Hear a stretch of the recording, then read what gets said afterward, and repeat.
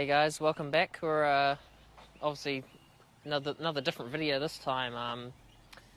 Here with the trailer again. Kind of just trying to fill this, I guess, this void of off season at the moment. Just in between, kind of starting to get cars ready and whatnot, and I figure it's just a good time to point out some of the other stuff that goes on to go racing.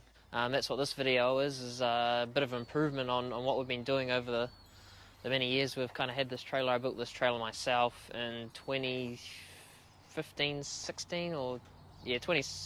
season, I think it was, to go to Nelson for the national title then. So served us pretty well.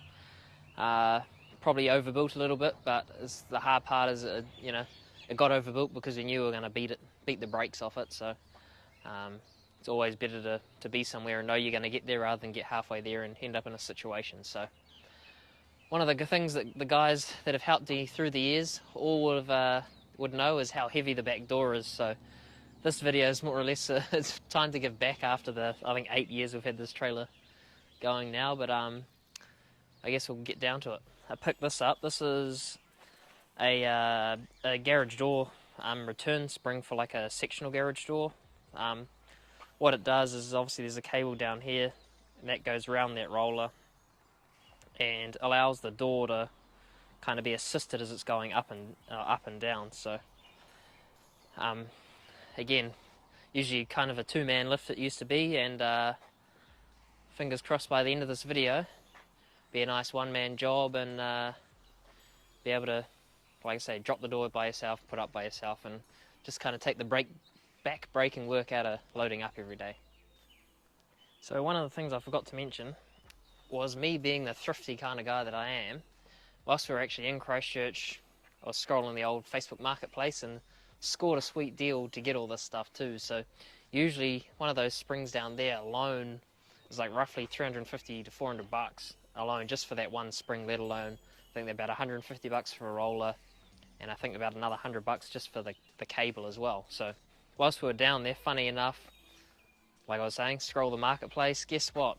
Managed to barter the guy down to 50 bucks and managed to score a shaft, roller and cable set all for 50 bucks. So, something that could have cost me probably between, 600-700 bucks, sure enough, 50 bucks. So it's kind of one of the great things about doing all the traveling we do is we get to go to all these different places, and then you get going on the mobile marketplace and you do score some deals here to there. So pretty proud of myself on that one.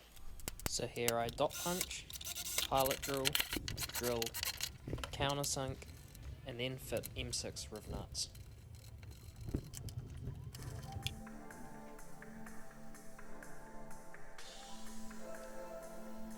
Next up, we fit our angle brackets to receive our bearing plates.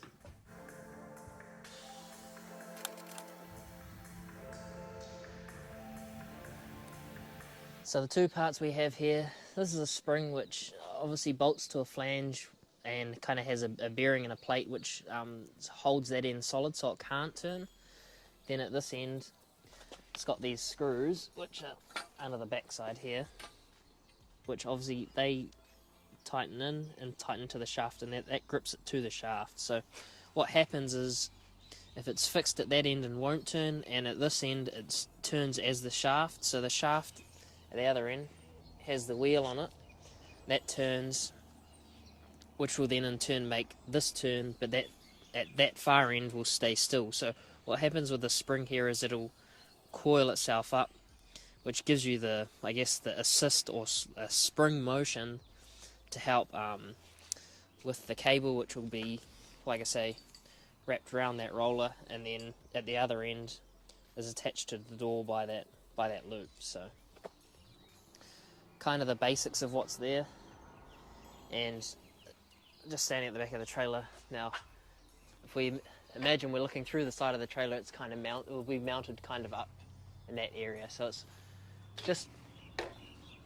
just kind of below that top edge where you kind of walk in, so you won't bang your head in it, but it will be down just a little bit. So we'll probably have to get a nice little guard that kind of folds up underneath.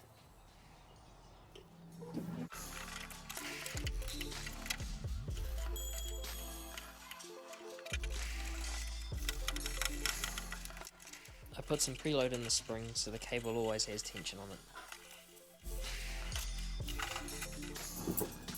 So obviously you see there's a nice little U-channel bracket there. It's got the loop and the cable. Shooting up around the little drum roller up there.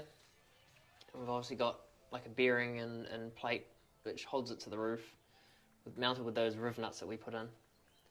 Going across, obviously our bracket, which with the screws have been tightened, nice and tightened up to that shaft.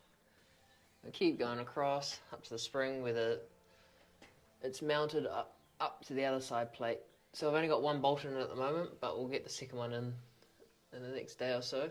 But from here we should be able to see how it works and give it a go.